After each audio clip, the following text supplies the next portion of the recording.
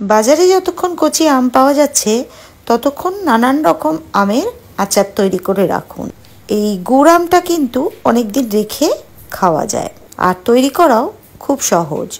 মাঝারি মাপের 3টে আম নিয়ে খোসা ছাড়িয়ে নিয়ে ডুমো করে কেটে রাখলাম, ভেতরের দানাটাকে ফেলে দিয়েছি। আম কেনার সময় খেয়াল করবেন আমটা যেন একটু শক্ত হয়, নরম হলে এই আচারটা কিন্তু ভালো হবে না। 1 চামচ চুন জলে গুলে তার মধ্যে আমগুলো দিয়ে ঘন্টাখানেক ভিজিয়ে রাখলাম।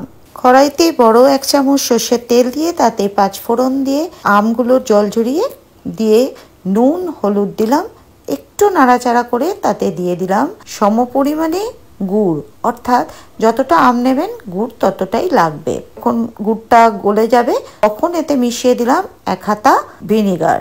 আম গুড় মিশে গিয়ে একটু ঘন হয়ে গেলে গ্যাস বন্ধ করে দিলাম ভাজা মশলা, তারপর ঠান্ডা করে বয়ামে ভরে রাখুন।